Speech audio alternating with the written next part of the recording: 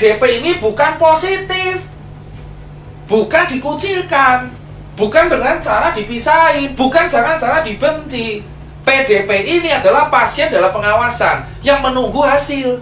Kayak saya kemarin masuk rumah sakit, saya gejalanya 3 yang memenuhi: batuk, demam, baru 1 hari demamnya, dan riwayat kontak dengan red zone.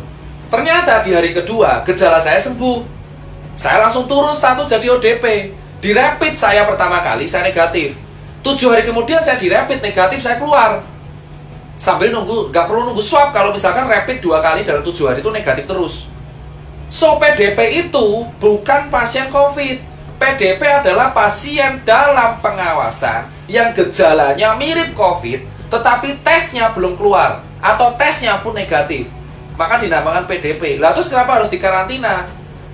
Ya karena tesnya belum keluar. Kalau tesnya udah keluar, ya kalau tesnya udah keluar dan negatif, dia keluar di rumah sakit. Contoh kayak Wisma Atlet. Tadi dokter TNI dari Wisma Atlet mengatakan ke saya, kalau misalkan PDP ini udah sembuh, negatif semua, dia keluar suruh karantina mandiri di rumah, jaga-jaga tidak menularkan. Ini PDP. So kalau ada kemarin masyarakat pemberitaan ODP ditolak, ODP diusir, PDP diusir, itu memalukan. Itu memalukan. Itu bukan pasien positif. OTG pun dia positif tapi nggak ada gejala. Mereka akan aman kalau dikarantina mandiri. Nah kalian sebagai warga itu harusnya membantu, ngasih makan tiap hari, diorderin Gojek, nanti ditransfer. Jangan malah diusir. Nah terus siapa Mas Tirta yang harus dikarantina di rumah sakit? Yakni pasien yang tegak positif COVID dan bergejala.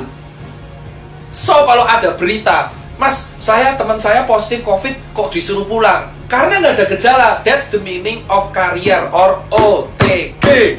So dia dikarantina mandiri di rumah karena nggak ada gejala. Kalau orang-orang yang nggak ada gejala dan positif COVID dikarantina di rumah sakit, ya tempatnya malah jadi penuh.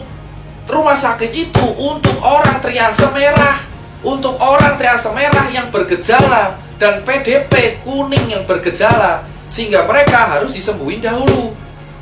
So, teman-teman sekalian, pasien yang paling berbahaya, yang paling harus kita utamakan adalah pasien COVID-19 positif dengan gejala parah, itu dikarantina isolasi. So, yang dikarantina berarti ada 2 di rumah sakit, yaitu PDP, yaitu pasien bergejala tapi belum tegak diagnosanya COVID karena gejalanya doang, karena hasil belum keluar, dan pasien yang tegak COVID dengan gejala. So ODP dan OTG itu di rumah. Nah terus kenapa dokter-dokter, ini yang saya kecewa, kenapa tenaga medis malah ditolak? Tenaga medis itu nggak boleh ditolak. Tenaga medis memang merawat COVID, tapi mereka pakai APD. Mereka tuh mau copot APD cuci tangan. Kenapa kalian singkirkan? Kenapa kalian kucilkan?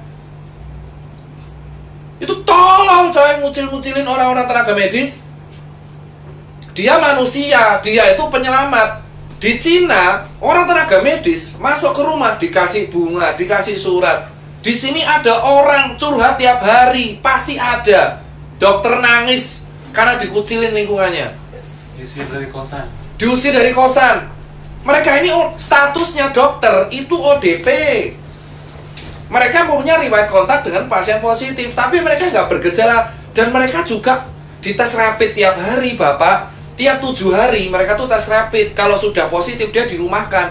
Sistem jaganya tenaga medis itu 14 hari off, 14 hari on. Jadi 14 hari jaga, 14 hari off turun. Jadi mereka itu bukan orang yang aib gitu loh, Pak. COVID itu kayak TBC, Pak. TBC bahkan lebih berbahaya, dia airborne disease.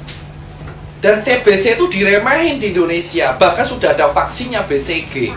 TBC selama dulu airborne disease, nggak ada kayak gini. Padahal TBC itu kalau batuk, virusnya Mycobacterium tuberculosis itu bertahan di udara selama berjam-jam. Dan pengobatannya TBC itu 6 bulan. Belum campak. Tapi kenapa COVID dianggap aib, tapi TBC enggak? Padahal lebih parah TBC. Saya penderita TBC, 10 bulan saya baru sembuh, usia 8 tahun sampai 9 tahun. So, buat teman-teman semua, tenaga medis itu memang masuknya ODP. Tapi bukan dijauhin, karena mereka juga cek tiap hari. Kalau ada gejala, mereka PDP di swab negatif. Sampai mereka negatif, mereka dirumahkan kalau mereka udah ada gejala. Dan mereka tuh dokter, mereka tahu, mereka nggak bisa nularin ke orang. Mereka harus jaga diri mereka sendiri. Bukan berarti ya, mereka tuh butuh support. Kita tuh butuh support. Nah ini sekarang jelas. Yang kelima apa? Jenazah. Kenapa jenazah harus ada metode khusus? Gini Pak, di undang-undang, saya lupa undang-undangnya berapa, mungkin teman-teman hukum bisa melengkapi, bahwa pada dasarnya di Indonesia, kalau ada penyakit wabah, itu ada teknik pemandian dan penguburannya. COVID itu kategorinya wabah, pandemik.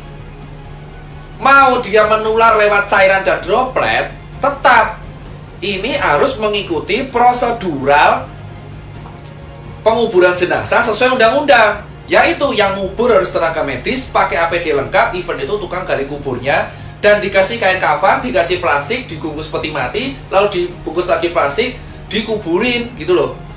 Nah terus kenapa jenazahnya ditolak? Saya udah bilang, COVID tidak menular lewat airborne.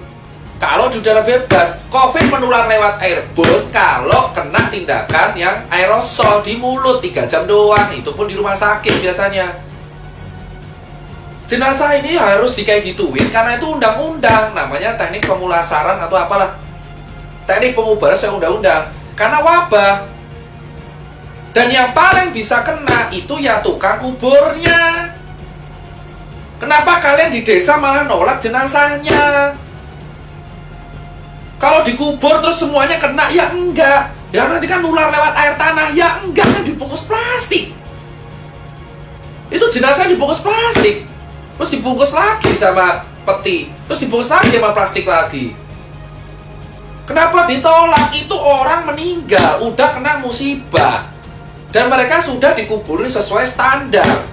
Kantong jenazah juga dikasih kantong jenazah. Kok kalian takut banget sama orang yang udah meninggal?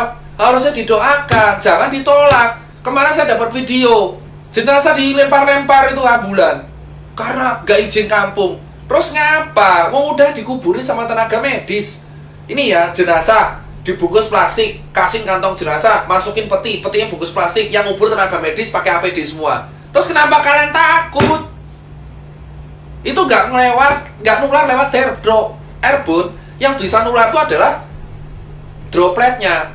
Berarti kalau jenazah bisa nular, ya siapa tahu dropletnya keluar dari mulut, bisa jadi toh. Terus kita megang jenazahnya, makanya dibungkus mati-matian karena itu sesuai UU. Penyakit apapun yang dikategorikan WHO wabah, itu harus penguburannya khusus. Mau dia penularannya droplet, cairan, airborne, kalau udah wabah pandemik, penguburannya khusus. Kalau nggak khusus, itu melanggar undang-undang. Jadi kalian nggak perlu takut sama orang mati. Mereka itu udah kena musibah, takdir. Itu aja edukasi dari saya bagian 1.